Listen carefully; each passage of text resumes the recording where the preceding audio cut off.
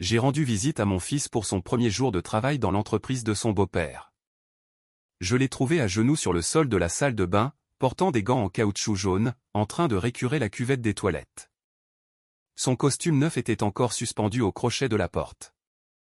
Son beau-père se tenait derrière lui, riant.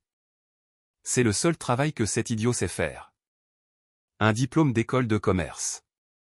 35 ans de mes sacrifices. Tout ça pour voir mon fils être humilié comme un animal. Je n'ai rien dit, retenant ma rage. Je suis sorti et j'ai passé un coup de fil. 3 semaines plus tard, il hurlait d'horreur devant ce que j'avais fait. Ce n'est pas une histoire de vengeance. C'est une histoire sur le prix de la dignité. Avant de vous raconter la suite, laissez un commentaire. D'où regardez-vous cette vidéo? Et quelle heure est-il en ce moment? Je veux savoir jusqu'où cette histoire de la lutte d'un père pour la dignité a voyagé. La cuisine sentait le café fort et l'odeur de la baguette grillée. Je me tenais devant la cuisinière en préparant des crêpes pendant que Léo, assis, tripotait sa cravate bleu marine, un cadeau coûteux de Manon, sa femme. Sa place était désormais dans les salles de conseil d'administration, pas dans notre petite cuisine au plan de travail ébréché. « Tu veux encore du café ?» ai-je demandé. « Non merci, papa. Je suis déjà assez nerveux. » Il a ri nerveusement. « Je veux te rendre fier. Développement Giraud est l'une des plus grandes entreprises de la région de Saint-Rémy-de-Provence. Je le sais. J'ai fait glisser les crêpes dans son assiette. Et tu as mérité ce poste. Ne laisse personne te dire le contraire. » Il a hoché la tête, mais j'ai vu le doute vaciller derrière ses yeux. Léo avait toujours été comme ça, brillant, travailleur acharné, mais portant un poids invisible qui le faisait douter de sa propre valeur. J'avais passé 28 ans à essayer de le construire, brique par brique, avec soin. Ta mère aurait été si fière, ai-je dit doucement. Sa gorge s'est serrée. J'aimerais qu'elle ait pu voir ça. Elle le peut, j'ai tapoté ma poitrine. Juste ici. Nous avons mangé dans un silence confortable après cela. Le genre de silence qui vient d'années à être la seule famille l'un pour l'autre. Quand Léo s'est levé pour partir, je l'ai accompagné jusqu'à la porte. Il a attrapé sa mallette et s'est retourné. Merci pour tout, papa. Pour le petit déjeuner, pour avoir fait les doubles postes pour payer mes frais de scolarité, pour... Et... J'ai saisi son épaule. C'est ce que font les pères. Maintenant, sors d'ici avant d'être en retard. Il a souri, sa nervosité s'estompant un instant. Puis il est parti, reculant dans l'allée avec sa Renault Clio.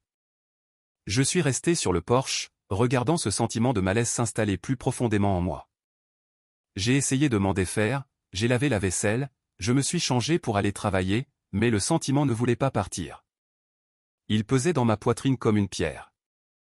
J'ai pris mon téléphone 3 fois pour l'appeler, puis je l'ai reposé. C'était un homme adulte. Il n'avait pas besoin que son vieux père le couve, mais je ne pouvais pas me concentrer sur le devis que je devais soumettre ou sur le planning de l'équipe. Finalement, vers 11 heures, j'ai pris une décision. Je passerai chez Développement Giraud, peut-être pour apporter à Léo un déjeuner, juste pour prendre de ses nouvelles. Le bâtiment se dressait au centre-ville, tout en verre et en acier, le genre qui criait l'argent et le pouvoir. J'ai garé ma camionnette de travail poussiéreuse entre une Mercedes et une BMW, me sentant soudainement déplacé. Le hall d'entrée était en marbre avec une climatisation froide. Une jeune femme à la réception a levé les yeux avec un sourire professionnel. Sa plaque nominative indiquait Chloé Lefebvre. « Bonjour, monsieur. En quoi puis-je vous aider ? Je cherche mon fils, Léo Leblanc.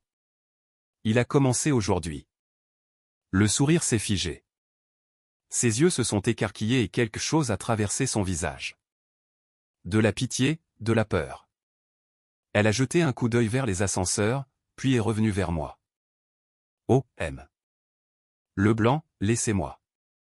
Laissez-moi juste vérifier cela pour vous. » Et à cet instant, mon intuition s'est cristallisée en certitude. Quelque chose n'allait vraiment, vraiment pas. Chloé s'est levée de son bureau, une main tendue vers moi. « M. Leblanc, peut-être devriez-vous attendre. » Mais j'étais déjà passé devant elle, me dirigeant vers les ascenseurs. Derrière moi, je l'ai entendu prendre le téléphone, sa voix basse et urgente. Le trajet en ascenseur jusqu'au 3e étage m'a semblé interminable. Mon fils avait un diplôme d'école de commerce. Pourquoi serait-il à l'entretien dès son premier jour? Les portes se sont ouvertes sur un couloir stérile. J'ai suivi les panneaux jusqu'à ce que je trouve un couloir de service.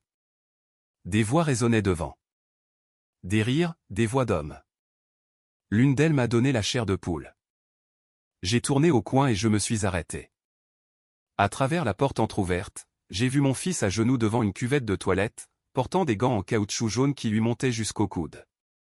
Sa veste de costume était accrochée à un crochet. Sa chemise blanche était humide de sueur. Il tenait une brosse, les épaules voûtées d'une manière qui le faisait paraître brisé. Debout au-dessus de lui se trouvait un homme d'une 50aine d'années, cheveux argentés, parfaitement coiffé, portant un costume qui coûtait probablement plus cher que mon prêt immobilier. 2 autres hommes le flanquaient, souriant d'un air suffisant. C'est le seul service que cet idiot sait rendre. La voix de l'homme aux cheveux argentés dégoulinait de mépris. Il a un diplôme d'école de commerce et ne sait même pas récurer une cuvette correctement. Les autres hommes ont ri. Puis je l'ai vu. Manon se tenait à l'écart dans une robe de créateur, les bras croisés. Elle ne riait pas, mais elle n'arrêtait rien non plus. Le léger sourire sur son visage m'a retourné l'estomac. Léo a levé les yeux. Nos regards se sont croisés. Le temps a ralenti. La honte a envahi son visage. Ses yeux étaient rouges. Il avait pleuré. Il a essayé d'articuler quelque chose. S'il te plaît, non. Je ne pouvais pas dire, mais j'ai compris. Mon garçon me suppliait de ne pas le voir comme ça. Quelque chose à l'intérieur de ma poitrine s'est brisé net. Je peux vous aider? L'homme aux cheveux argentés s'est tourné vers moi, irrité. Je suis le père de Léo. Son expression a changé pour de l'amusement. Ah, M. Leblanc. Votre fils apprend le métier à la base, littéralement. Il a fait un geste vers les toilettes et ses acolytes ont ricané. Alors, c'était donc Stéphane Giraud. Léo, j'ai gardé ma voix stable. Lève-toi. Il n'a pas fini. La voix de Stéphane s'est faite plus tranchante. Il est sur le temps de l'entreprise. Chaque muscle de mon corps voulait traverser cette pièce et planter mon poing dans les dents parfaites de Stéphane Giraud. J'avais passé 35 ans à manier des marteaux. Un coup de poing, c'est tout ce qu'il faudrait. Mais Léo a secoué la tête, juste un peu. N'aggrave pas les choses. J'ai forcé mes mains à se desserrer. On parlera plus tard, mon fils. J'ai regardé Stéphane. Vous et moi, nous parlerons aussi, M. Giraud. Stéphane a agité une main dédaigneuse. Je suis un homme occupé. Vous trouverez le temps. Je suis retourné à l'ascenseur avant de faire quelque chose que je regretterais. Les portes se sont fermées. J'étais seul. J'ai appuyé mes paumes contre les parois métalliques froides et j'ai fermé les yeux très fort. Personne ne fera ça à mon fils. Le hall était un flou. Dehors, le soleil provençal m'a frappé, mais j'avais froid. Je me suis assis dans ma camionnette, les mains agrippées au volant. Puis j'ai sorti mon téléphone et j'ai composé un numéro. Pierre, c'est Jean Leblanc.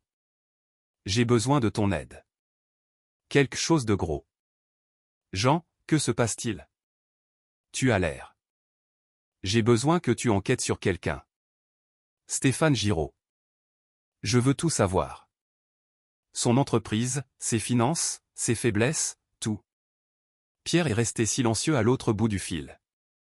Nous nous connaissions depuis 20 ans. Il savait que je ne demandais pas des choses comme ça à la légère. Jusqu'où? A-t-il finalement demandé. Aussi loin que possible. Donne-moi jusqu'à demain matin.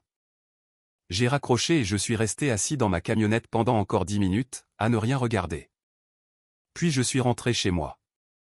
La maison semblait trop silencieuse. J'ai fait les 100 pas dans la cuisine, essayant de brûler la rage qui bouillonnait encore dans ma poitrine. Sur la cheminée, il y avait une vieille photo, Léo à sa remise de diplôme universitaire, en toge et mortier, avec cet immense sourire. À côté, une photo de ma femme, Marie, tenant Léo bébé dans ses bras. J'avais passé 28 ans à construire mon fils. 3 heures pour que Stéphane Giraud essaie de le démolir. Il ne s'agissait plus seulement de sortir Léo de là. Cela exigeait quelque chose de plus grand, de plus permanent. À 22 heures ce soir-là, j'avais pris ma décision. J'étais assis à la table de la cuisine quand j'ai entendu une clé dans la serrure. Léo est entré comme un fantôme, les épaules voûtées, les yeux baissés. L'odeur de produits de nettoyage s'accrochait à ses vêtements. Quand il m'a vu attendre, il a essayé de se détourner, mais j'ai vu le rouge autour de ses yeux. « Viens ici, mon fils. » Son visage s'est décomposé, comme ça. 28 ans, et il pleurait comme quand il avait 7 ans et s'était écorché le genou. Je me suis levé et je l'ai pris dans mes bras. « Ce n'est pas ta faute, » ai-je dit dans ses cheveux. « Rien de tout cela n'est de ta faute. » Il a tremblé contre ma poitrine. « Je suis désolé que tu aies dû voir ça, papa. Je suis tellement désolé.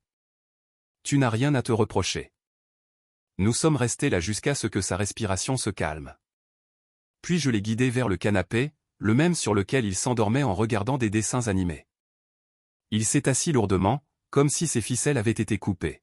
« Stéphane a dit que j'apprenais par le bas », a dit Léo doucement. Manon a dit que c'était juste temporaire, mais papa, ça ne fait que 3 heures et j'ai l'impression que ça dure une éternité. Ma mâchoire s'est crispée. Combien de temps cela est-il censé durer? Il a dit 6 semaines. Ensuite, j'aurai un vrai poste. La voix de Léo était creuse. Si je peux faire mes preuves, 6 semaines, j'ai noté ce chiffre. Écoute-moi, Léo. Je me suis penché en avant, les mains jointes entre mes genoux. Peux-tu tenir encore un peu? Peux-tu me faire confiance? Il a levé les yeux, confus. Que veux-tu dire? Fais-moi juste confiance. Garde la tête basse. Fais ce qu'il dit. Et dans quelques semaines, tout va changer. Papa, qu'est-ce que tu? Fais-moi confiance. Quelque chose dans ma voix a dû le convaincre car il a hoché la tête lentement. Le lendemain matin, mon téléphone a sonné à 7 heures. Pierre. Jean. J'ai fait quelques recherches préliminaires sur développement Giro. Tu vas vouloir entendre ça. Je me suis versé un café, le téléphone collé à l'oreille. J'écoute. L'entreprise est noyée sous les dettes. Mauvais investissement, propriété surendettée, tout y est. Si quelqu'un ne les renfloue pas dans les 3 prochains mois, ils sont finis. J'ai regardé par la fenêtre de la cuisine le lever du soleil, peignant le ciel d'orange et de rose. Marie aimait les levers de soleil. Fini comment? Faillite, liquidation, fin de la partie. Un sourire froid s'est étalé sur mon visage. Alors, je suppose que quelqu'un devrait les sauver. Pierre a étalé les documents sur la table du café de la mairie. L'odeur des croissants frais et du café remplissait l'air autour de nous. C'était le début de la matinée. Le restaurant commençait tout juste à se remplir pour le petit déjeuner. Il avait choisi une banquette d'angle, à l'abri des oreilles indiscrètes. Développement Giro perd de l'argent, a-t-il dit en tapotant une feuille de calcul. 12 millions de dettes. 2 projets ratés à Marseille et Lille. Les banques tournent autour et Stéphane a peut-être 90 jours avant qu'elle ne réclame tout. J'ai étudié les chiffres. Pierre avait été minutieux, évaluations immobilières, documents de prêt, contrats avec les fournisseurs, tout était exposé. Il vit comme s'il était riche. Pierre a continué en faisant glisser une autre page. Mais le manoir est hypothéqué jusqu'au cou. Les voitures sont en leasing. Ce n'est que de la poudre aux yeux, Jean. Un coup de vent et tout s'effondre. Combien faudrait-il pour le racheter? Pierre a levé les yeux brusquement. Tu parles de 7, peut-être 8 millions pour acquérir la participation majoritaire et prendre le contrôle. Il a fait une pause. Jean, c'est de l'argent sérieux. Je l'ai. Ses yeux se sont écarquillés. Tu quoi? 35 ans à vivre modestement, Pierre. J'ai acheté des propriétés locatives pendant la crise de 2008 quand tout le monde fuyait. J'ai investi en bourse quand les actions étaient au plus bas. J'ai conduit la même camionnette pendant 15 ans. J'ai croisé son regard. J'ai vécu modestement pour que Léo puisse vivre grand un jour. C'est ta retraite. Toutes tes économies d'une vie. L'argent repousse. La dignité, non. Au cours des 3 semaines suivantes, j'ai regardé mon fils endurer l'enfer pendant que je construisais ma machine de guerre.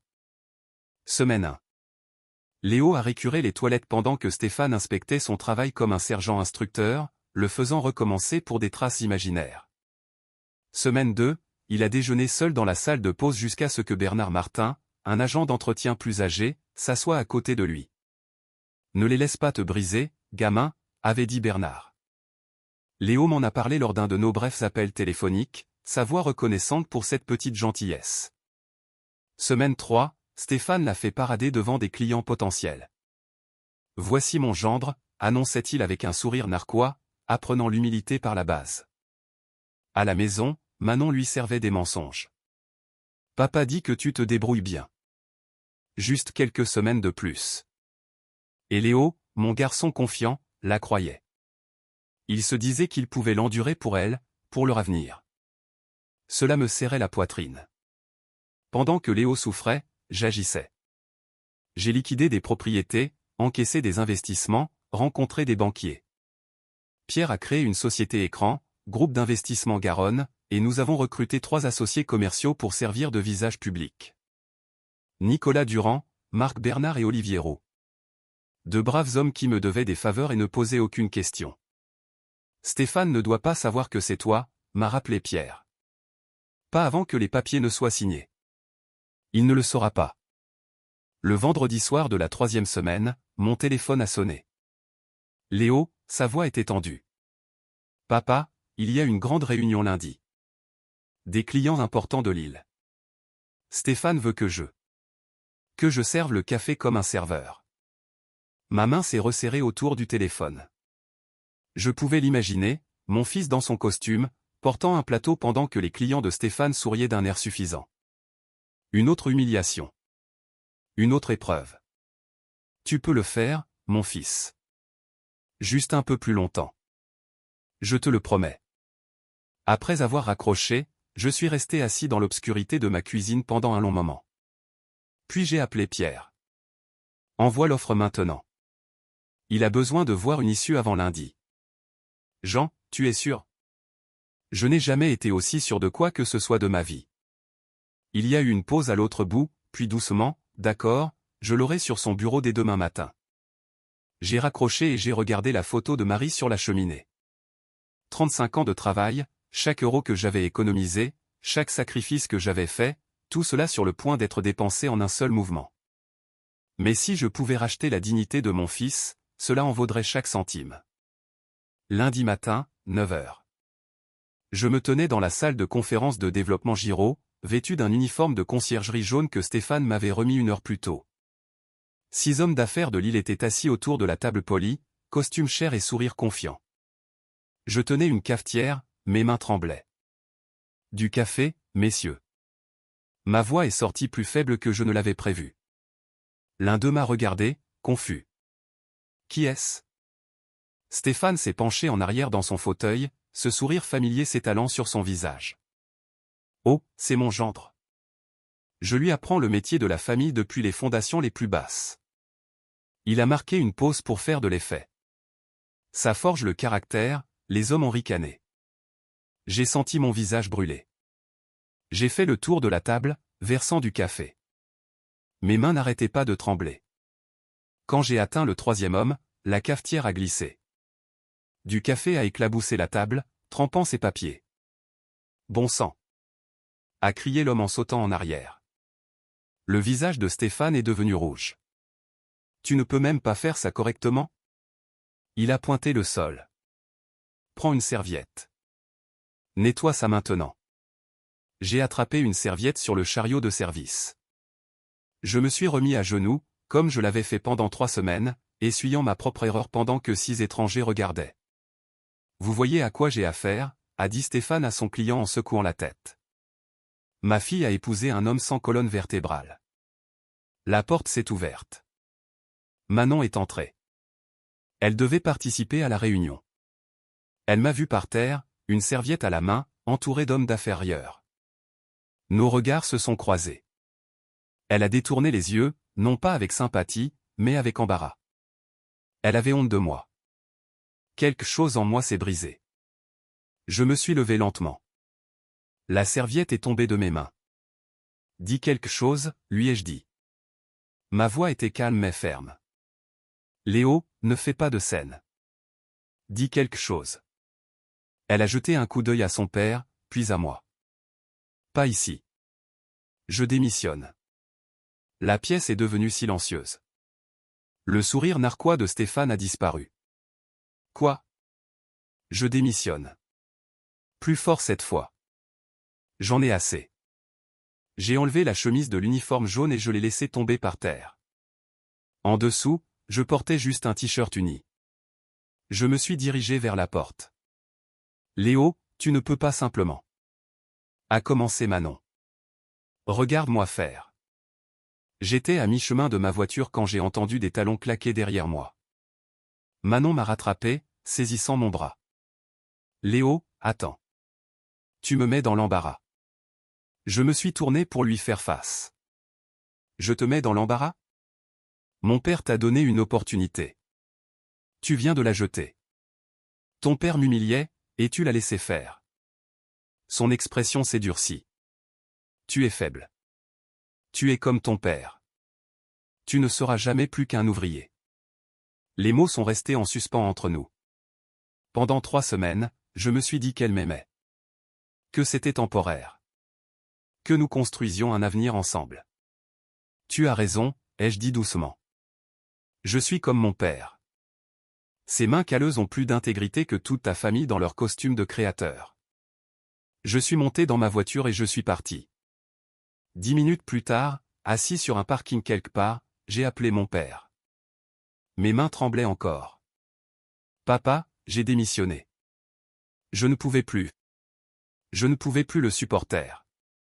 Rentre à la maison, mon fils. Je suis désolé. J'ai échoué. Sa voix était ferme.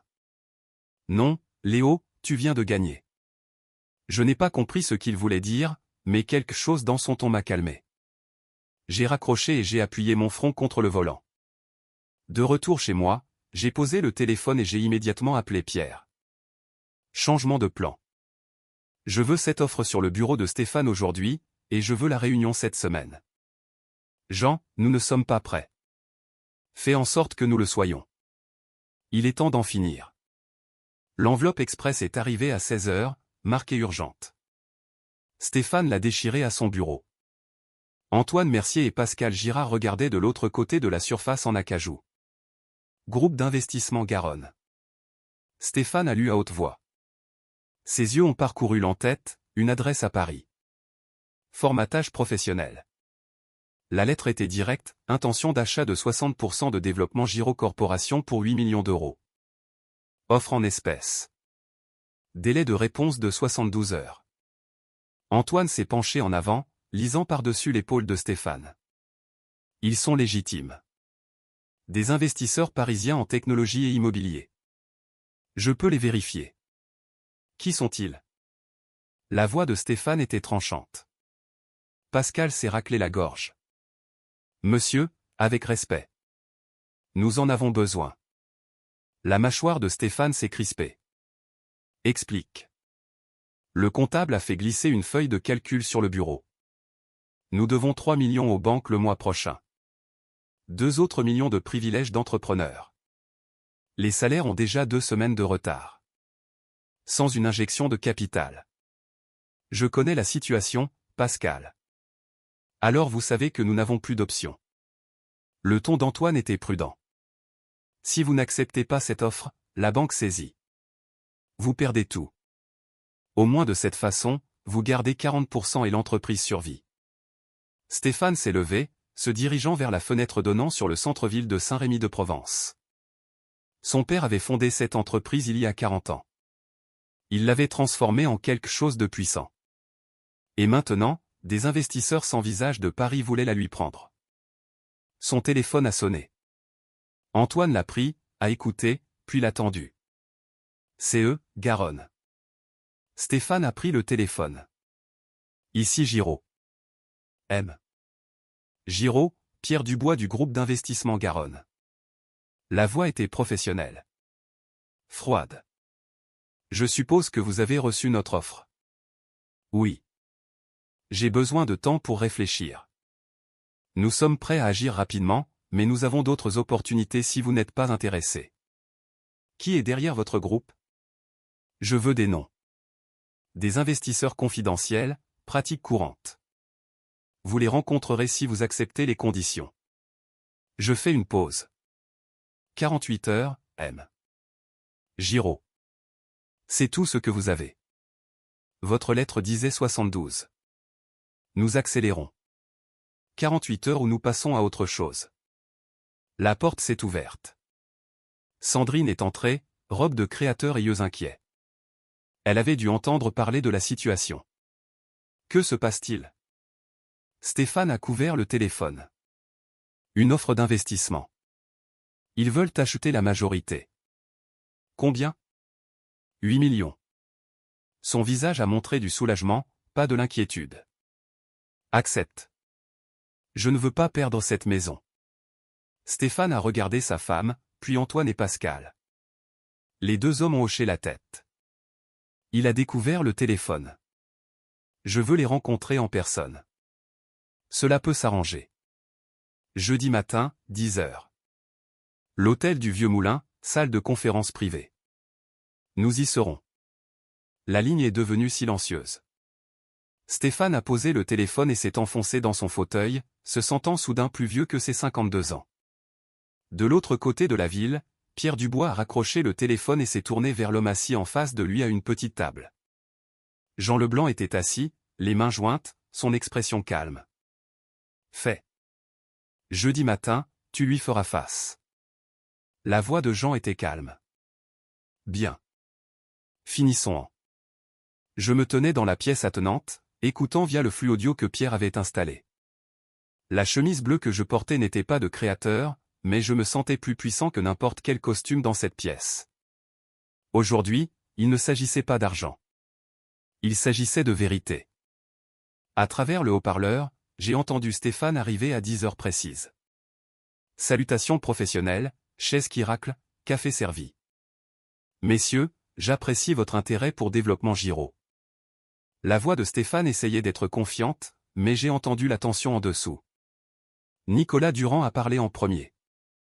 Nous avons fait une due diligence approfondie, M. Giraud. Votre entreprise a des défis importants, des revers temporaires. Les fondamentaux restent solides. La voix de Marc Bernard était plate. Les fondamentaux sont 12 millions de dettes. 2 projets ratés et des privilèges d'entrepreneur. J'ai entendu Antoine Mercier, l'avocat de Stéphane, intervenir. Mon client est conscient de la situation. C'est pourquoi nous sommes ici. Olivier Roux a exposé les conditions. Notre offre est de 8 millions pour 60% de la propriété. Vous continuez en tant que consultant. Salaire annuel de 80 000. Consultant. La voix de Stéphane s'est élevée. C'est mon entreprise. La voix de Pierre a coupé, froide et professionnelle. C'était votre entreprise. Si vous ne signez pas aujourd'hui, dans 30 jours, ce sera l'entreprise de la banque. Silence. J'ai imaginé le visage de Stéphane, la fierté luttant contre le désespoir. Nous avons besoin d'une décision, M. Giraud, a dit Nicolas. Nous avons d'autres opportunités.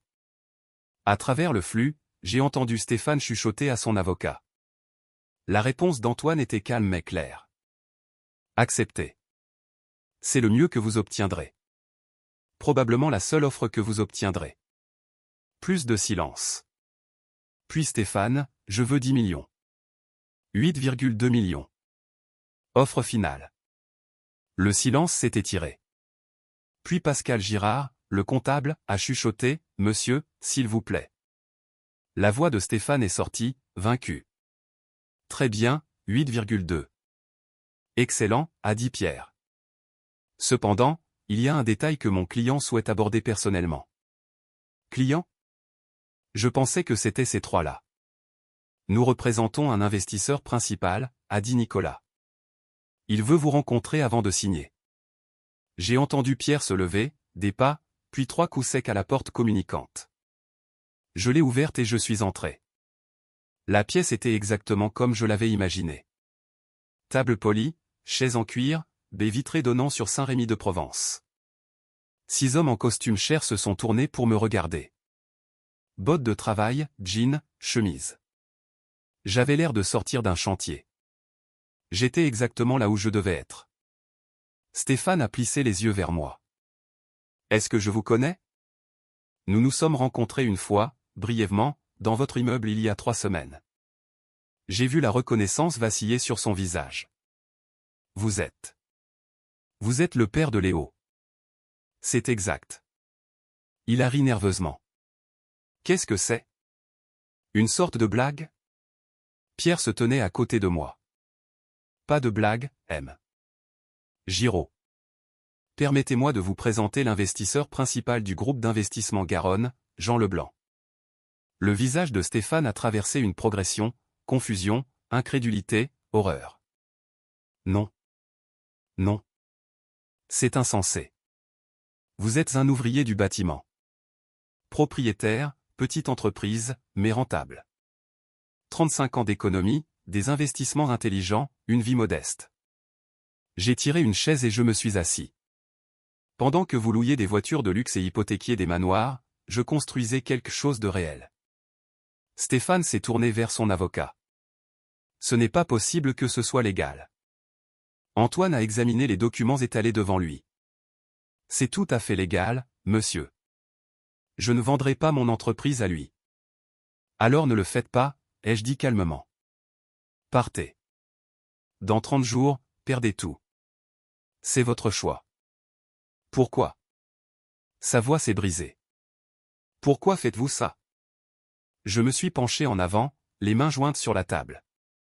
Il y a 3 semaines, je suis entré dans votre immeuble.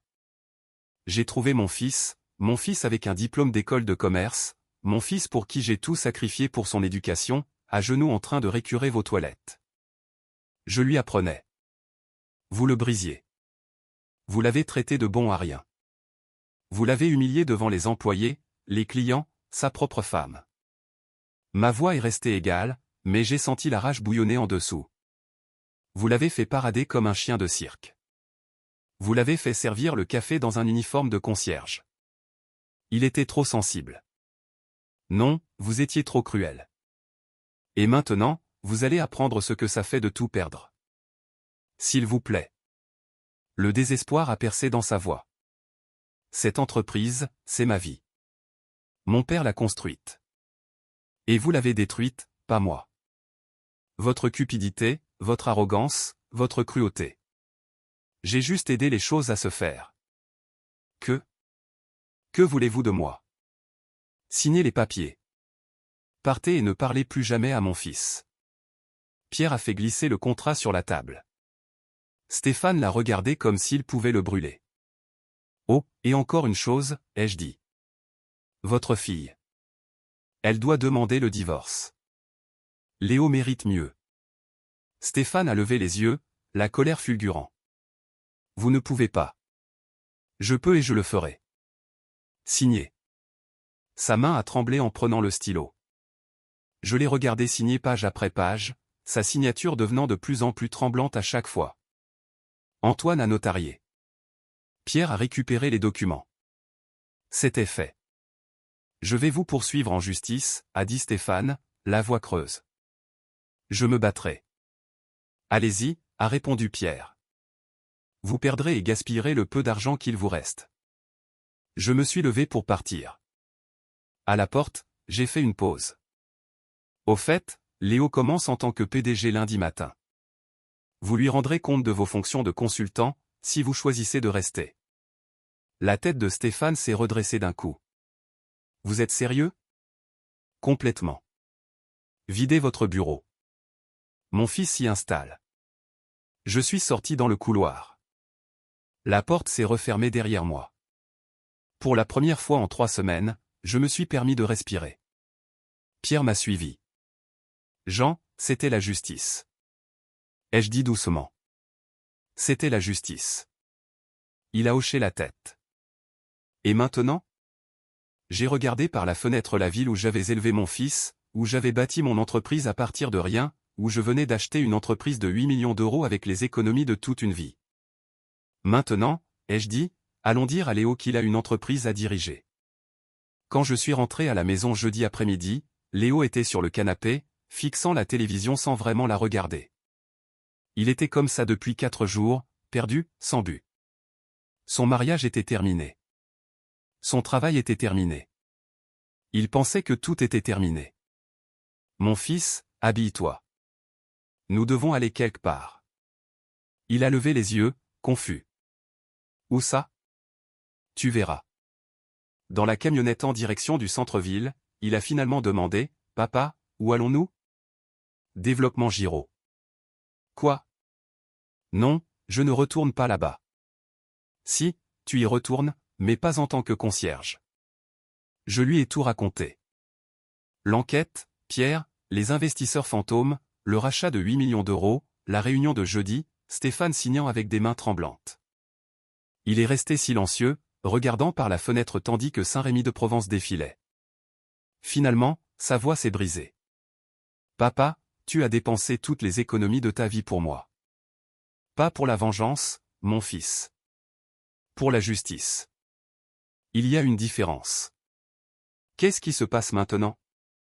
Je me suis garé sur le parking de Giraud et j'ai mis la camionnette au point mort. Maintenant, tu leur montres qui tu es vraiment. Chloé a levé les yeux de la réception lorsque nous sommes entrés. Ses yeux se sont écarquillés, puis se sont remplis de larmes. Chloé, voici votre nouveau PDG, Léo Leblanc. Elle a contourné le bureau et l'a serré dans ses bras. Je suis si contente. Je suis tellement désolé de ne pas avoir. C'est bon. Rien de tout cela n'était de ta faute. Nous avons pris l'ascenseur jusqu'à l'étage de la direction.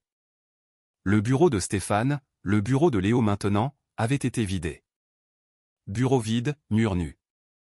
Léo s'est approché de la fenêtre et a regardé la ville. Tu es prêt? Ai-je demandé. Il a hoché la tête. La salle de conférence était bondée. 80 employés, anxieux et incertains. Je me tenais à l'avant avec Léo à mes côtés. Voici Léo Leblanc, votre nouveau PDG. Certains d'entre vous le connaissent. Certains d'entre vous ont été témoins de choses qui n'auraient jamais dû se produire. Cela s'arrête aujourd'hui. J'ai reculé. Léo s'est avancé. Il y a 3 semaines, j'étais à genoux dans ce bâtiment, à récurer les toilettes. Certains d'entre vous ont vu, certains ont détourné le regard. Je ne vous en veux pas. Je comprends la peur. Je l'ai ressentie chaque jour. Sa voix s'est raffermie. Mais la peur s'arrête maintenant. Cette entreprise sera différente. Vous serez traités avec dignité. Vous tous, de l'entretien à la direction. Il a fait une pause, m'a regardé, puis est revenu vers eux. Mon père m'a appris quelque chose. La façon dont vous traitez les gens lorsque vous avez le pouvoir montre qui vous êtes vraiment. L'homme qui dirigeait cette entreprise avant vous a montré de la cruauté. Je vous montrerai du respect. Si vous voulez rester, vous êtes les bienvenus. Si vous voulez partir, je comprends. Mais si vous restez, nous construirons quelque chose de mieux ensemble. Les applaudissements ont commencé, hésitants, puis sont devenus sincères. Un homme plus âgé s'est approché, Bernard Martin de l'entretien. M. Leblanc, j'étais là quand votre beau-père. Il s'est arrêté. Je voulais dire quelque chose. Je suis désolé de ne pas l'avoir fait. Léo lui a serré la main. Vous dites quelque chose maintenant. C'est ce qui compte. Plus tard, seul dans le bureau, Léo s'est assis au bureau. Je ne sais pas si je peux faire ça. Tu as déjà fait le plus dur. Tu as survécu. Maintenant, tu n'as plus qu'à diriger. Je l'ai serré dans mes bras et je l'ai laissé là. À travers la vitre de la porte, je l'ai regardé ouvrir un tiroir et en sortir une photo. Nous deux à sa remise de diplôme. Il a souri. D'accord, papa. Construisons quelque chose. 6 mois plus tard, Développement Giraud, rebaptisé Développement Leblanc et Associés, réalisait des bénéfices. Mais ce n'est pas une histoire de vengeance amère. C'est une histoire de reconstruction avec dignité. Léo a transformé l'entreprise. Salaires équitables, respect à tous les niveaux. Bernard Martin, l'agent d'entretien qui lui avait montré de la gentillesse, est devenu superviseur. Le plus grand changement. 2 projets de logements abordables dans le quartier ouest, le même où je l'avais élevé. Construire des maisons pour les gens, pas seulement pour le profit. Son divorce avec Manon s'est finalisé rapidement. Le contrat de mariage le protégeait. Elle n'a rien eu. Elle s'est remariée vite, un autre homme riche, plus âgé cette fois. Juste une autre transaction. Léo a rencontré Zoé Fontaine sur un chantier. Elle était l'architecte de notre projet du quartier ouest. Leur première conversation portait sur les codes du bâtiment, pas sur le statut. Quand elle m'a rencontré, elle a souri. Léo parle de vous constamment. Il dit que vous êtes son héros. Je ne suis que son père. Plus tard, elle lui a dit qu'il n'était pas comme eux. Il était réel. Ils ont emménagé ensemble après 6 mois. Sérieux. Construit sur la vérité, pas sur la performance. Quant à Stéphane, il a perdu le manoir suite à une saisie. Il vit maintenant dans un petit appartement. Sandrine a divorcé. Manon appelle rarement. Il a duré 2 semaines en tant que consultant. Ne supportant pas de recevoir des ordres de Léo. Il a démissionné par fierté. Maintenant, il travaille en freelance, peine à trouver du travail. Sa sœur Valérie Giraud m'a appelé une fois. Merci. Il m'a détruite il y a 2 ans. Je suis contente que quelqu'un l'ait enfin arrêté. Je l'ai vu dans une épicerie, plus vieux, fatigué, seul. Nos regards se sont croisés. J'ai hoché la tête. Il a détourné les yeux. Je n'ai ressenti aucune satisfaction, juste un achèvement. J'ai pris ma retraite à 62 ans. Je vis toujours dans la même petite maison. Léo vient tous les dimanches. Il amène Zoé. Je prépare le petit déjeuner. Certaines traditions valent la peine d'être conservées. Les gens me demandent si je regrette d'avoir dépensé 8,2 millions d'euros. Non. L'argent repousse. La dignité, non. Ils me demandent si c'était de la vengeance. Ce n'était pas le cas. Je n'ai pas détruit Stéphane. Il s'est détruit lui-même. J'ai juste accéléré le processus. La vengeance, c'est blesser quelqu'un en retour. La justice, c'est rétablir l'équilibre. Voici ce que j'ai appris. La richesse n'est pas ce que vous avez. C'est ce que vous êtes prêt à abandonner pour les gens que vous aimez. Je pense à Marie parfois. Chérie, si tu nous regardes, notre garçon a réussi. Il est heureux, prospère et gentil. Nous avons bien fait. Dimanche dernier, au petit déjeuner, Léo a posé son café. Papa, Zoé et moi sommes fiancés. Je ne pouvais pas parler, je me suis juste levé et je les ai serrés tous les deux dans mes bras. Des larmes coulant sur mon visage. Zoé a pris mes mains. Nous voulons que vous m'accompagniez à l'hôtel. Mon père n'était pas dans ma vie. Vous êtes la figure paternelle que j'ai toujours voulu. Je les ai regardés, planifiant un avenir ensemble. Riant, vraiment heureux. Ça, c'est la richesse. Ça, c'est le succès. Il y a 5 ans, un homme riche m'a appris quelque chose. Les plus hautes tours tombent le plus durement. Mais il a appris à mon fils quelque chose de plus important. Votre valeur n'est pas déterminée par la façon dont les autres vous traitent. Elle est déterminée par la façon dont vous vous traitez vous-même. Léo aurait pu rester, aurait pu endurer, mais il a choisi la dignité, et ce choix l'a sauvé. En repensant à cette histoire vraie, je vois clairement mes erreurs maintenant. J'ai attendu 3 semaines avant d'agir. 3 semaines pendant lesquelles mon fils a souffert. Ne soyez pas comme moi, n'attendez pas de preuves. Si vous voyez quelqu'un que vous aimez se faire détruire, faites confiance à votre instinct. J'ai aussi failli laisser la colère me guider. Je voulais la vengeance, pas la justice. La différence, c'est que la vengeance m'aurait rendu comme Stéphane. La justice a restauré ce qui était brisé. C'est la leçon que ces histoires de grand-père devraient enseigner. Votre réponse à la cruauté vous définit plus que la cruauté elle-même. Voici ce que cette histoire vraie m'a appris. La dignité n'est pas donnée par les autres. Elle est choisie par vous. Léo a choisi de partir. Ce choix l'a sauvé. L'argent, je le dépenserai à nouveau demain. Parce que la richesse, ce n'est pas votre compte en banque.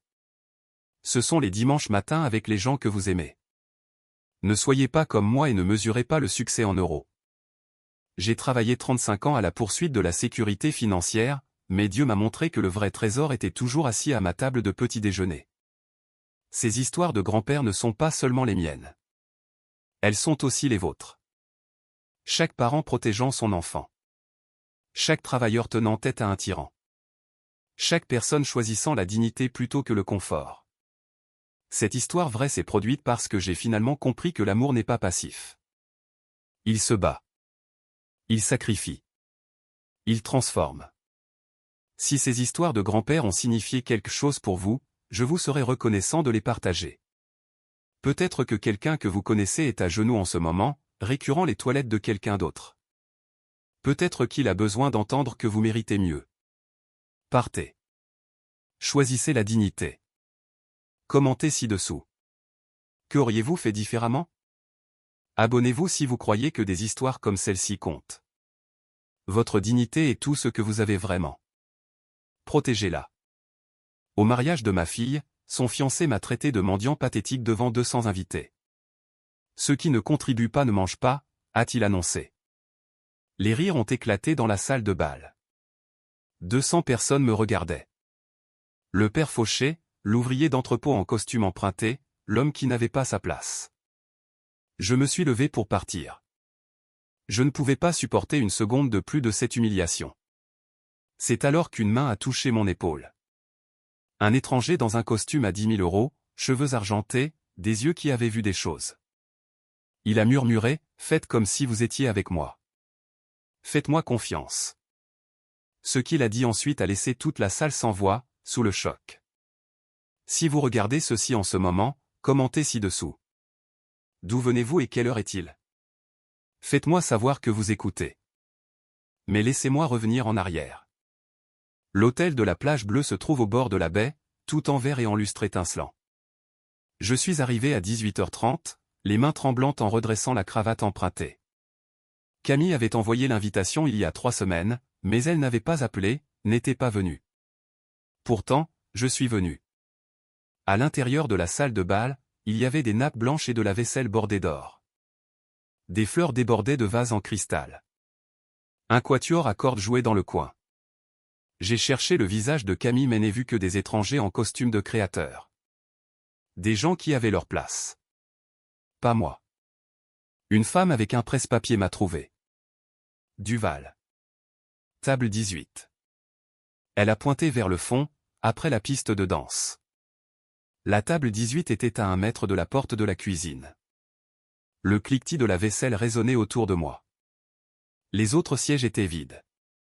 Je me suis assis, mon costume bon marché me démangeant, et j'ai essayé de disparaître. Des serveurs passaient avec des plateaux de champagne et d'amuse-bouche, mais aucun ne s'est arrêté à ma table. Mon assiette est restée vide. C'est alors que j'ai entendu sa voix. Eh bien, je suppose que même le personnel a besoin d'un endroit pour s'asseoir.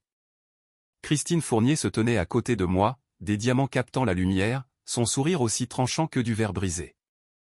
Son mari, Philippe, se dressait derrière elle, amusé. « Madame Fournier » ai-je dit en me levant. « C'est un plaisir de vous rencontrer. » Camille m'a. Camille nous a beaucoup parlé de vous, M. Duval. Un ouvrier d'entrepôt, n'est-ce pas? Retraité pour invalidité. Elle l'a dit comme si les mots avaient mauvais goût. Mon visage a brûlé. Oui, madame. J'ai eu un accident. Quelle tragédie. Son ton disait le contraire. Philippe a ricané.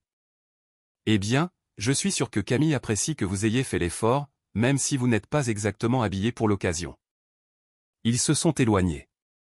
Je me suis rassis, le poing serré, fixant l'assiette vide. Puis Théo est monté sur scène. Il ressemblait à une star de cinéma sous les projecteurs, son smoking impeccable, son sourire éclatant. Camille se tenait à ses côtés dans sa robe de mariée, sa main glissée dans son coude. Elle était magnifique, nerveuse. « Mesdames et messieurs » a commencé Théo, sa voix résonnant. « Merci à tous d'être ici ce soir », il a nommé ses parents, son témoin, ses partenaires commerciaux. Les applaudissements étaient assourdissants. Puis ses yeux m'ont trouvé. Et bien sûr, Je devrais saluer mon nouveau beau-père, Jacques Duval. Levez-vous, Jacques. Que tout le monde vous voie. Mon estomac s'est noué. 200 visages se sont tournés vers moi. Je me suis levé lentement.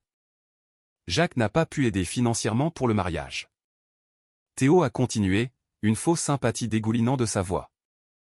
En fait, Camille a dû payer son costume ce soir. Mais bon, nous venons tous de milieux différents, n'est-ce pas? Certains d'entre nous viennent simplement de circonstances plus humbles.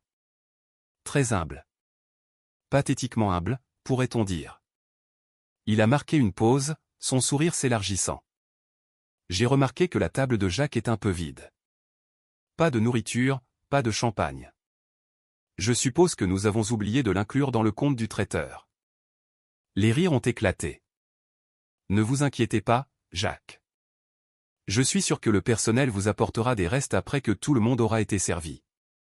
Le visage de Camille est devenu pâle, ses yeux grands ouverts d'horreur, mais elle n'a rien dit. N'a pas bougé. Théo a levé son verre. À la famille, toutes sortes de familles. La salle a éclaté en applaudissements. Je ne pouvais plus respirer. Les rires résonnaient dans mes oreilles. Je me suis tourné vers la sortie, repoussant ma chaise, ma vision se brouillant. Je devais partir avant de m'effondrer devant ces gens. C'est alors que j'ai senti une main sur mon épaule. Je me suis retourné. Un homme se tenait à côté de moi, grand et calme, son costume parfaitement coupé. Ses cheveux étaient argentés aux tempes, ses yeux vifs. Il m'a regardé comme s'il me connaissait, comme s'il m'avait attendu. Il s'est penché près de moi. « Jacques, a-t-il dit, faites comme si vous étiez avec moi. Faites-moi confiance. » Je ne savais pas qui il était. Je ne savais pas pourquoi il m'aidait, mais quand il a passé son bras autour de mes épaules comme si nous étions de vieux amis, quelque chose dans sa voix calme et stable m'a donné envie de le croire. Avant que je puisse parler, il s'est tourné pour faire face à la foule, sa main reposant toujours sur mon épaule.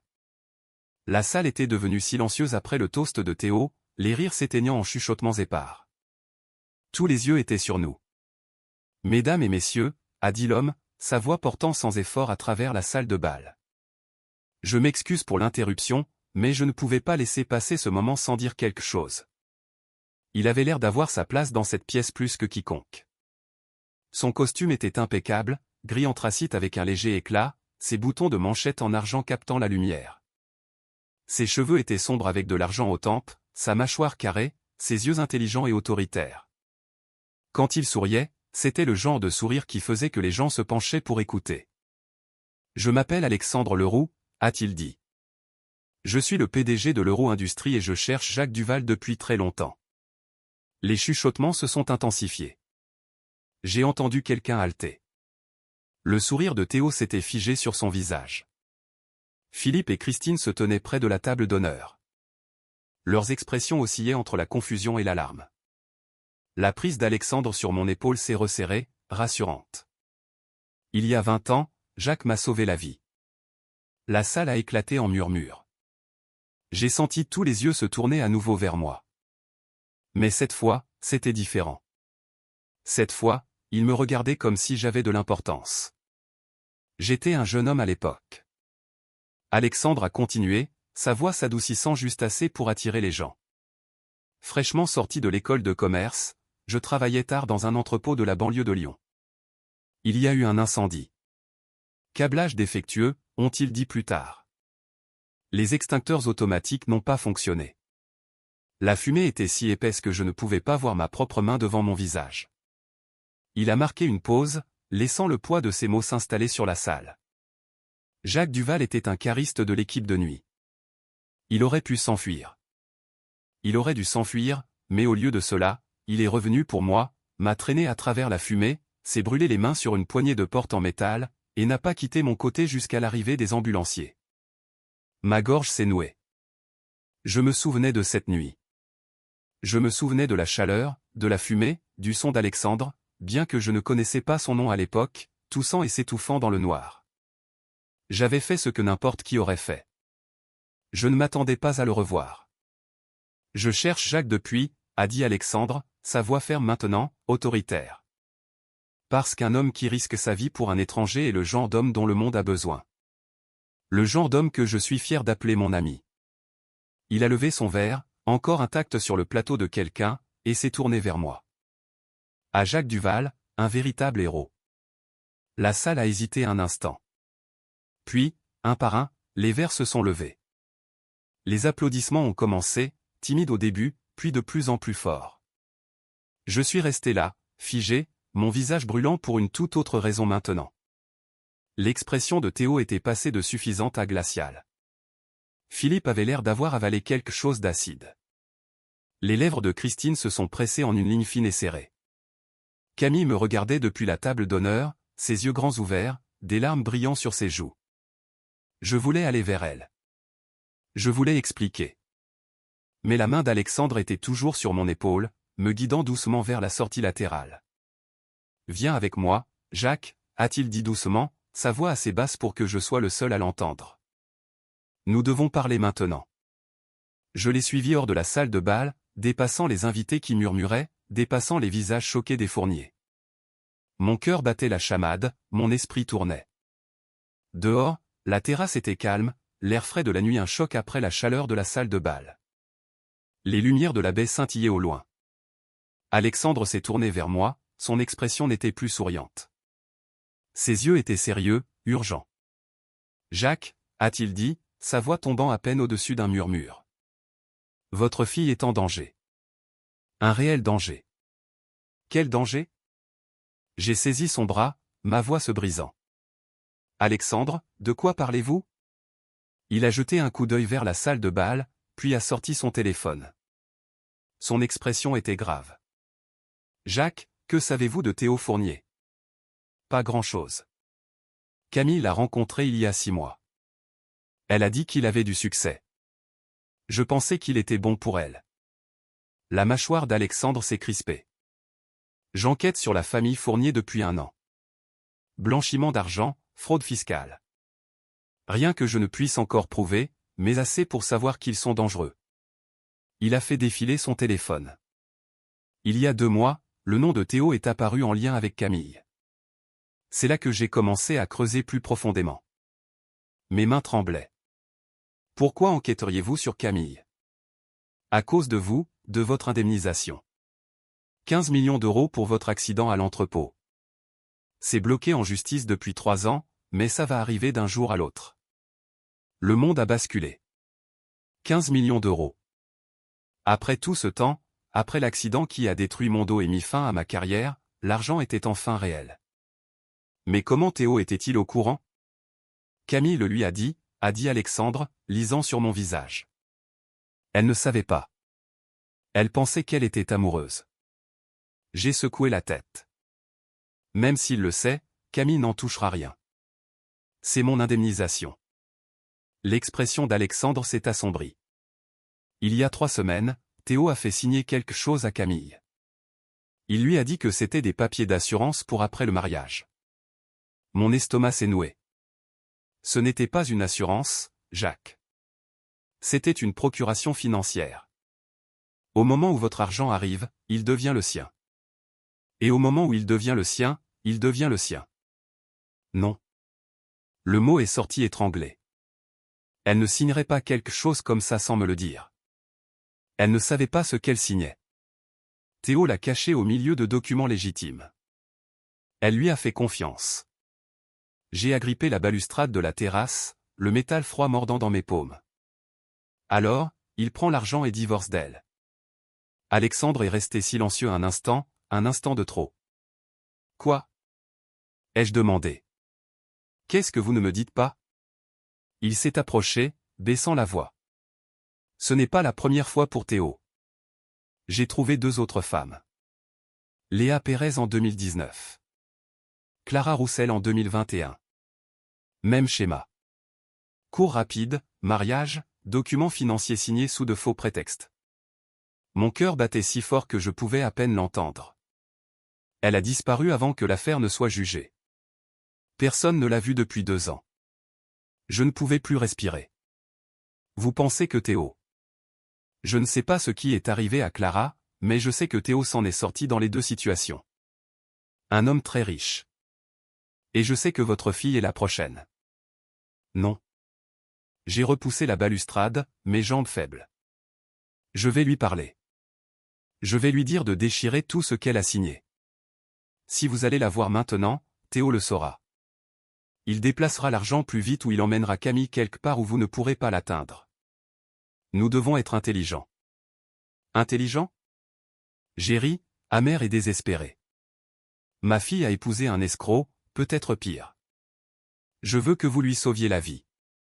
Les mots m'ont frappé comme un coup de poing.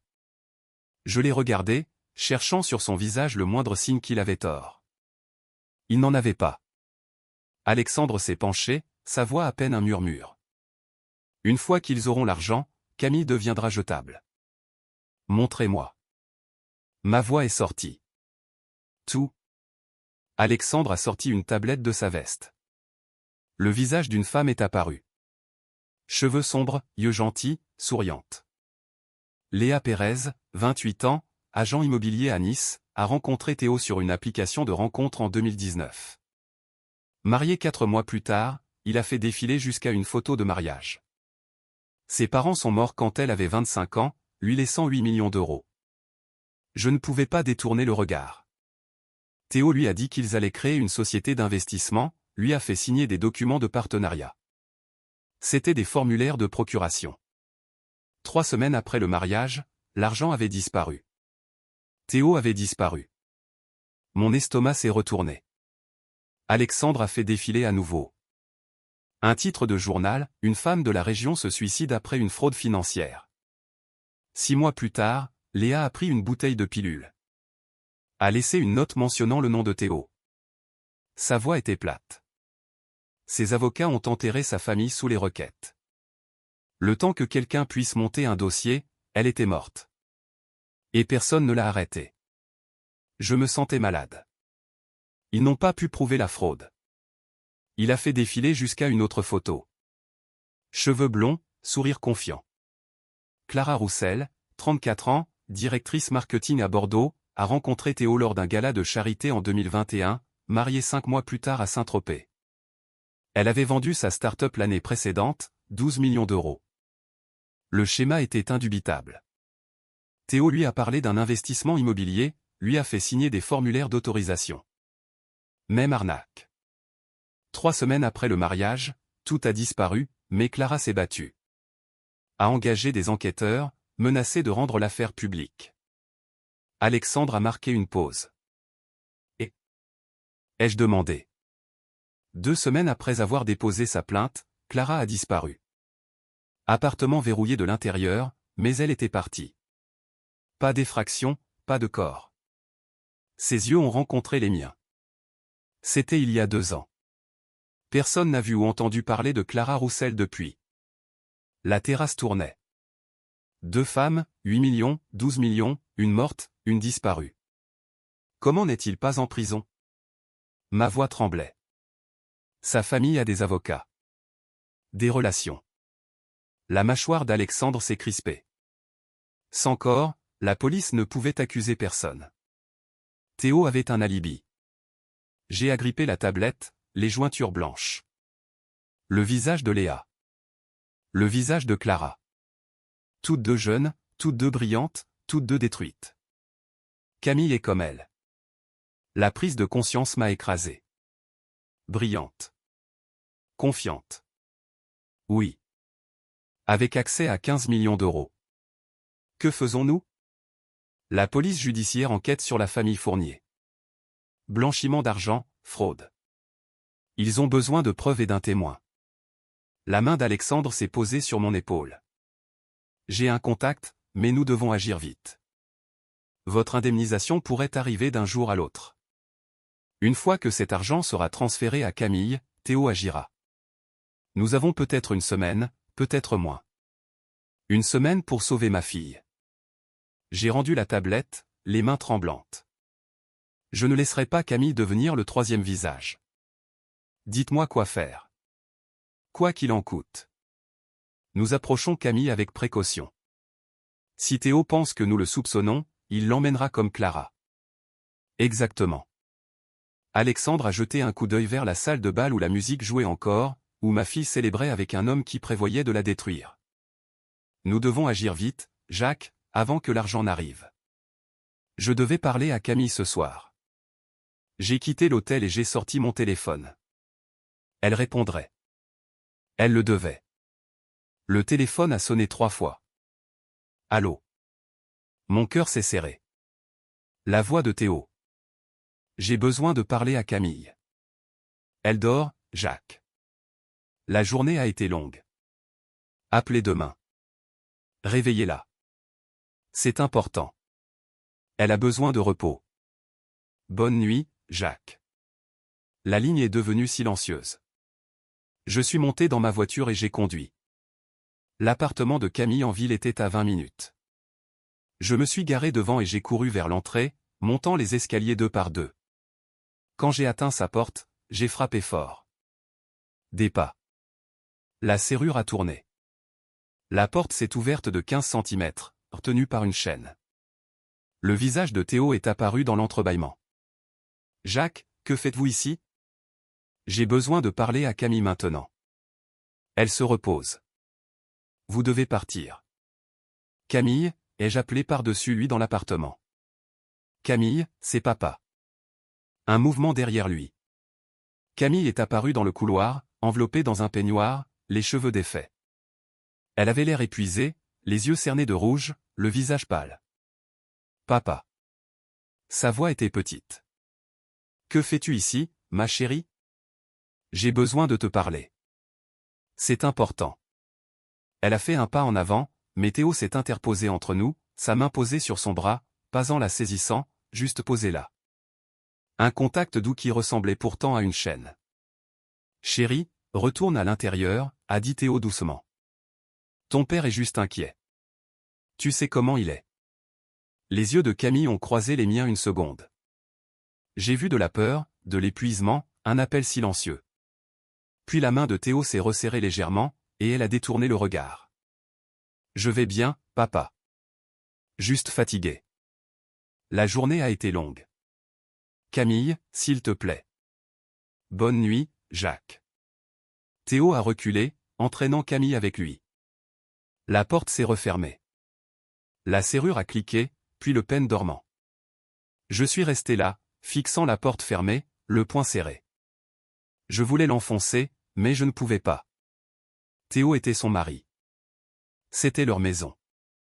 J'étais impuissant. De retour dans ma voiture, j'ai envoyé un SMS à Camille. « Camille, c'est urgent. Théo n'est pas celui que tu crois. Les papiers d'assurance que tu as signés étaient des documents financiers. S'il te plaît, appelle-moi quand tu seras seul. Je t'aime. » J'ai attendu. 30 minutes plus tard, mon téléphone a vibré. « Je vais bien, papa. Juste fatigué. On se parle bientôt. » Je l'ai lu 3 fois. C'était faux. Trop court. Trop formel. Camille signait toujours ses SMS avec un emoji cœur. M'appelait toujours papa, pas Jacques. Ce n'était pas Camille. C'était Théo. À la maison, je ne pouvais pas dormir. Je suis resté assis sur mon lit, le téléphone à la main, le vérifiant toutes les quelques minutes. Les heures s'écoulaient. Minuit, 1h du matin. À 2h03 du matin, mon téléphone a vibré. Un nouveau message de Camille. J'ai peur. 2 mots, pas de ponctuation, pas d'émoji. Mon sang s'est glacé. J'ai essayé d'appeler. Messagerie vocale. J'ai répondu par SMS. Où es-tu ? Es-tu en sécurité ? Pas de réponse. J'ai rappelé. Messagerie vocale. Camille, réponds-moi, s'il te plaît. Rien.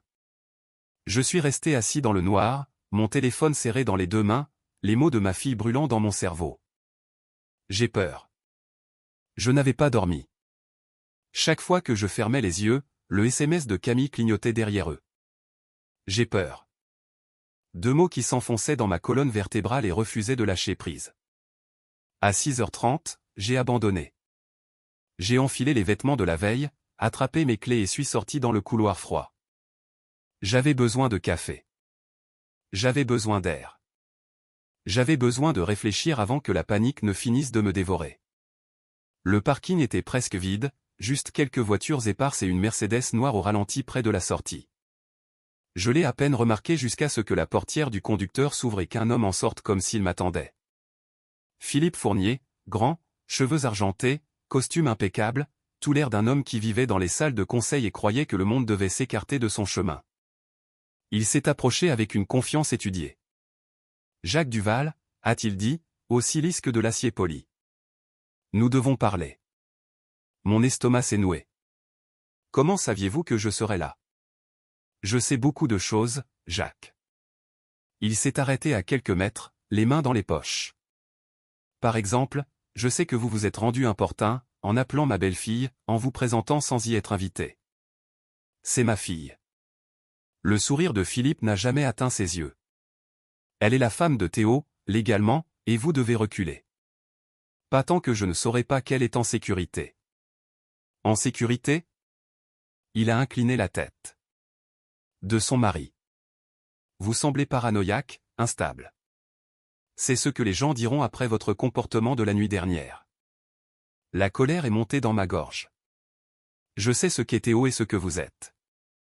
Vraiment ? Dites-moi, Jacques. Que pensez-vous savoir ? Je sais pour Léa Pérez. Clara Roussel. Pendant une fraction de seconde, quelque chose de sombre, de froid, de tranchant a traversé son expression.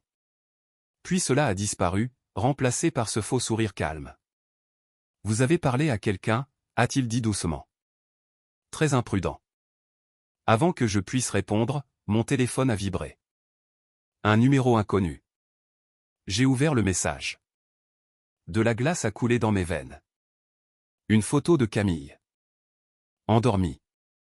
Les cheveux étalés sur son oreiller, un bras sous sa joue. L'angle était trop proche. Pris depuis l'intérieur de son appartement. Horodatage 3h07. Ce matin, la voix de Philippe a transpercé le bourdonnement dans mes oreilles. Nous savons où est Camille, toujours. Et nous savons où vous êtes, toujours. Espèce de. Choisissez vos prochains mots avec soin. Il s'est rapproché. C'est une courtoisie, un avertissement. Cessez de fouiller dans des affaires qui ne vous concernent pas ou vous le regretterez. Si vous lui faites du mal. Vous ferez quoi ? Il a ri, bas et froid. Vous n'êtes personne. Un ouvrier d'entrepôt avec un dos défaillant et aucune ressource. Nous avons des avocats, des relations. Nous avons tout ce qu'il faut pour rendre votre vie très courte. Il a laissé la menace s'installer, lourde comme du béton. Camille est en sécurité, a-t-il dit, pour l'instant. Mais les accidents arrivent, surtout aux gens qui se mêlent de ceux qui ne les regardent pas. Il a sorti ses clés. Rentrez chez vous. Oubliez Camille. Oubliez Théo. Et peut-être aurez-vous encore une fille dans un an. Il s'est dirigé vers la Mercedes, est monté et est parti sans regarder en arrière. Je suis resté figé, le cœur battant, la photo brillant toujours sur mon téléphone. Camille avait l'air paisible, innocente, complètement inconsciente que quelqu'un s'était tenu au-dessus d'elle pendant son sommeil. J'ai appelé Alexandre. Il a répondu immédiatement. « Jacques, que s'est-il passé ?» Philippe m'a coincé. Il sait tout. Ils ont pris une photo de Camille à l'intérieur de son appartement. Mon Dieu. Alexandre a expiré brusquement. Écoutez, ne vous approchez pas d'eux. La police judiciaire en a assez. Nous aurons un mandat dans 24 à 48 heures. C'est trop long. Jacques, ils la surveillent. Dieu sait ce qu'ils feront. Ne faites rien d'imprudent. Je dois la voir, quelque part en public, quelque part en sécurité. Soyez prudent, a-t-il murmuré.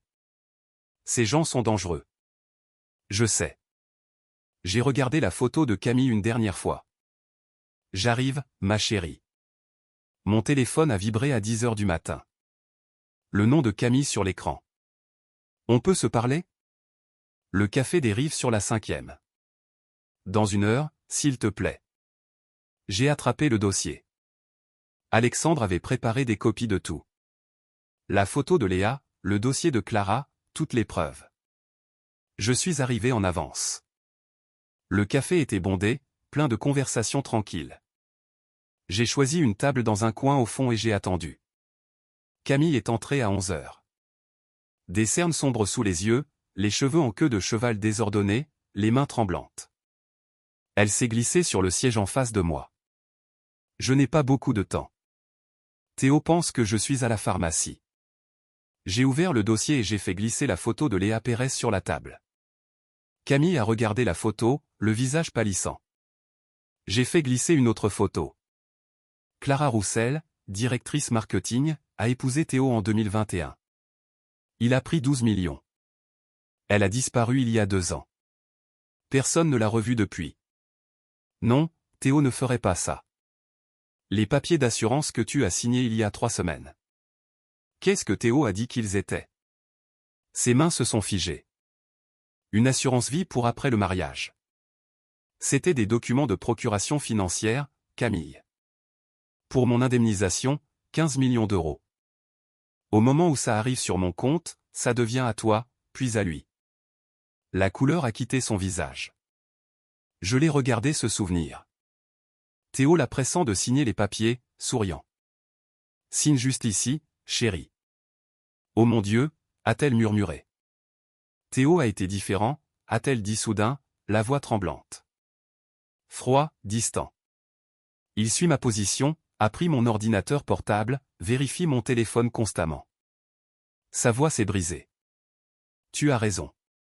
Oh mon Dieu, tu as raison. Nous devons t'emmener. La porte s'est ouverte. Théo est entré. Pas en courant, pas en criant, juste cette confiance calme du mariage. Ses yeux ont trouvé notre table. Son visage est devenu froid. Camille, nous devons y aller maintenant. Camille a levé les yeux, des larmes coulant. Est-ce vrai? M'as-tu épousé pour l'argent de mon père? Théo s'est approché, a ramassé le dossier, l'a feuilleté. Léa, Clara, les documents. Puis il l'a jeté par terre et a saisi le bras de Camille. On s'en va. Non. Camille a essayé de se dégager. J'ai besoin d'eux. Sa prise s'est resserrée. Il l'a tiré sur ses pieds. Cet homme t'a menti. On rentre à la maison. Je me suis levé. Laisse-la partir. Théo a élevé la voix pour que tout le café puisse entendre. Cet homme harcèle ma femme depuis des jours. Que quelqu'un appelle la sécurité. Les têtes se sont tournées. C'est ma fille. Ai-je dit désespérément. Il ment. Un agent de sécurité est apparu. Monsieur, reculez. Il lui fait mal. J'ai pointé la main de Théo sur le bras de Camille, mais Théo a relâché sa prise, a souri à l'agent. Mon beau-père a quelques problèmes. Paranoïa. Nous avons été très patients. L'agent a regardé entre nous. Théo dans son costume cher, calme, moi dans ma chemise froissée, désespéré. L'agent s'est dirigé vers moi. Monsieur, vous devez partir, Camille. Elle a regardé en arrière, des larmes coulant. Papa. Théo l'a tiré vers la porte. Elle a essayé de résister, mais il était plus fort. Papa, s'il te plaît. La porte s'est refermée. J'ai bousculé l'agent et j'ai couru dehors. Trop tard. Théo forçait Camille à monter dans un SUV noir. J'ai vu son visage par la fenêtre, pâle et terrifié alors que la voiture s'éloignait. J'ai appelé Alexandre. Il l'a emmené. Théo nous a trouvés. A détruit les dossiers. Elle m'a cru, Alexandre. Elle m'a finalement cru. Et maintenant?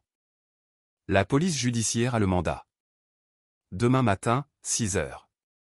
Ils la sortiront demain. Il sait. Elle sait. Il va. 24 heures, Jacques. Tenez bon. J'ai raccroché, fixant la rue vide. 24 heures. Plus tard, à travers la porte de l'appartement, Camille a entendu la voix de Théo, froide et plate. Tu n'aurais pas dû lui parler, Camille. Tu as rendu les choses très compliquées. Elle a essayé à nouveau la poignée, verrouillée de l'extérieur. Elle était piégée. Je n'ai pas dormi. À 5h30 du matin, Alexandre a appelé. il bouge. Retrouvez-nous au carrefour des Tilleuls. Dans 5 minutes. 3 SUV noirs attendaient quand je suis arrivé. Des agents en gilet tactique vérifiant leur équipement. Une femme avec une veste de la police judiciaire s'est approchée. M. Duval, inspectrice Sophie Dubois. Votre fille est au 314. Oui. Théo l'a enfermée de l'extérieur. Nous la sortirons. Elle s'est tournée vers son équipe. On y va. Nous avons traversé vers l'immeuble de Théo. Mon cœur battait à tout rompre. Au 314, l'inspectrice Dubois a frappé fort. Police judiciaire, mandat fédéral. Ouvrez la porte. Silence. Théo Fournier. Nous avons un mandat. Ouvrez. Rien. Elle a hoché la tête. 2 agents ont balancé un bélier. Un coup. 2. Au 3e, la porte s'est effondrée. Police judiciaire, les mains en l'air. Théo se tenait dans le salon en pantalon de jogging, le visage blanc de choc. Où est Camille? J'ai bousculé un agent. Puis j'ai entendu des coups au bout du couloir, une porte fermée. J'ai couru, j'ai attrapé la poignée, verrouillée de l'extérieur. Elle est là-dedans.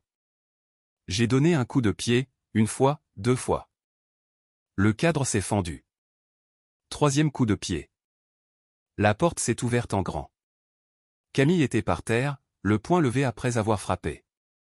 Le visage strié de larmes, les yeux vides, toujours dans les vêtements de la veille. Elle a levé les yeux. Papa. Je suis tombé à genoux et je l'ai prise dans mes bras. Elle s'est effondrée contre moi, tout son corps tremblant, et a commencé à sangloter. Des sanglots profonds et déchirants. Tu es en sécurité maintenant, ai-je murmuré. Tu es en sécurité, ma chérie. Ses bras se sont enroulés autour de moi, s'accrochant. Derrière moi, l'inspectrice Dubois lisait ses droits à Théo. Théo Fournier. Vous êtes en état d'arrestation pour fraude bancaire, blanchiment d'argent et complot. Vous avez le droit de garder le silence. C'est insensé. La voix de Théo a coupé. Camille, ne dis rien. Appelle notre avocat. Camille a enfoui son visage dans ma poitrine. 2 agents ont menotté Théo. La porte d'entrée s'est ouverte. Philippe Fournier est entré et s'est figé. Philippe Fournier. L'inspectrice Dubois s'est tournée. Vous êtes également en état d'arrestation. Quoi? Non. C'était l'idée de Théo.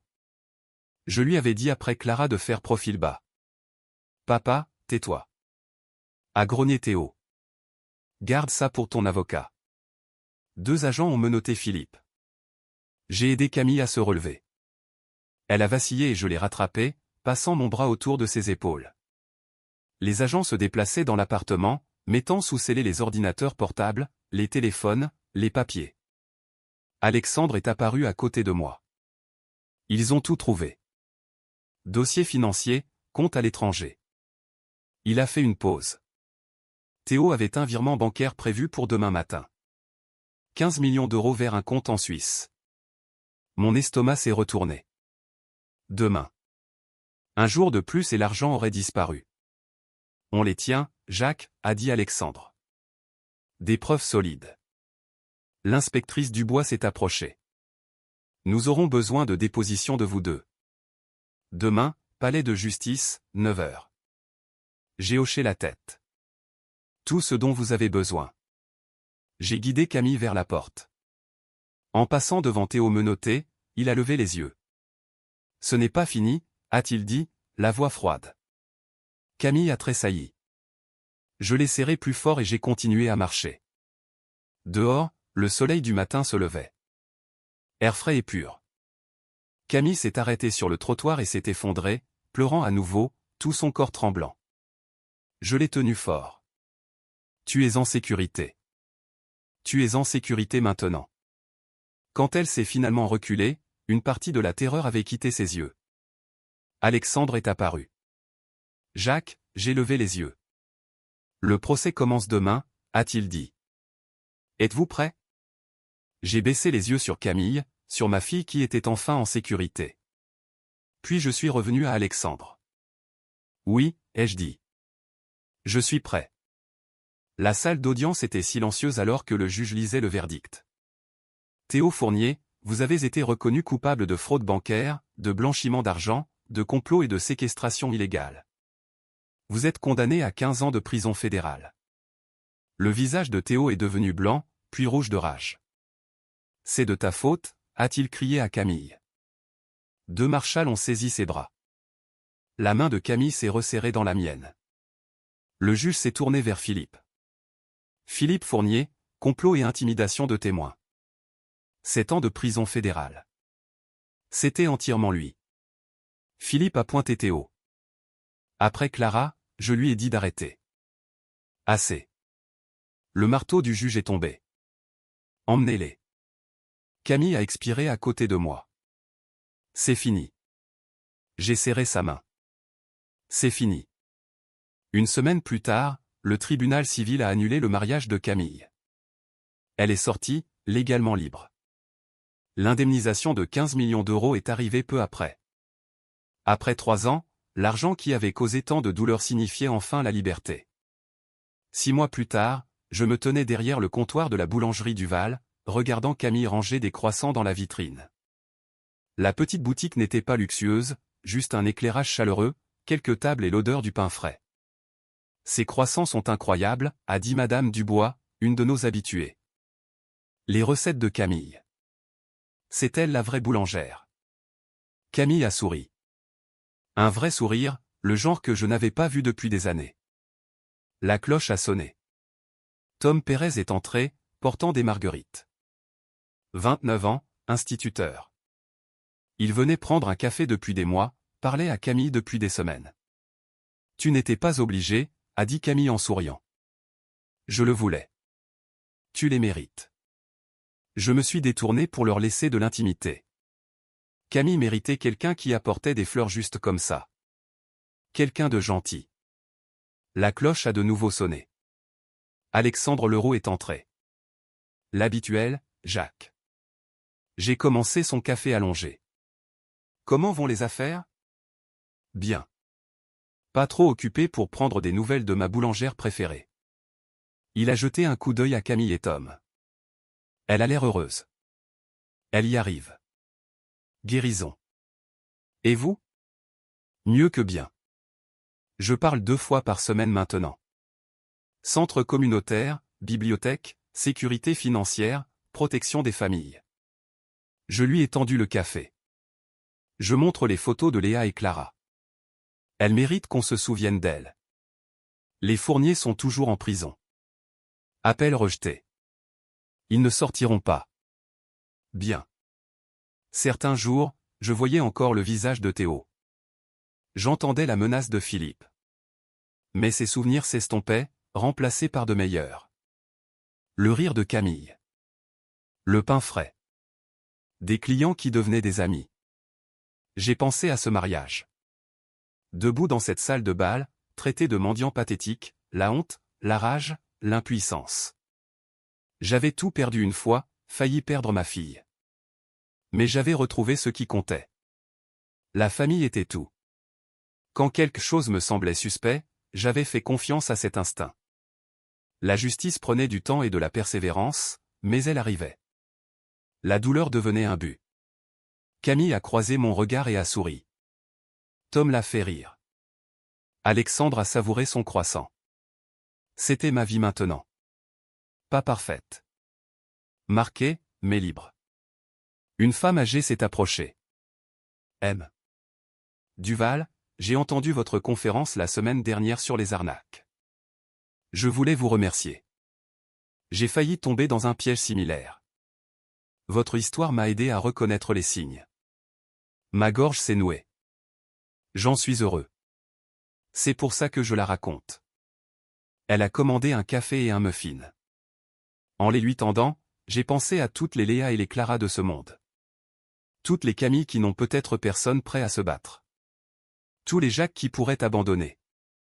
Si mon histoire pouvait aider ne serait-ce qu'une seule personne à protéger sa famille, à reconnaître les signes avant-coureurs, à trouver le courage de se battre, alors chaque moment de douleur, chaque seconde de peur, chaque nuit blanche en valait la peine. J'ai regardé Camille, riant avec Tom, Alexandre, détendu et souriant. La boulangerie que nous avions construite à partir de la pire année de nos vies. Ça en valait la peine, chaque instant. En y repensant maintenant, je réalise à quel point j'ai failli perdre tout ce qui comptait.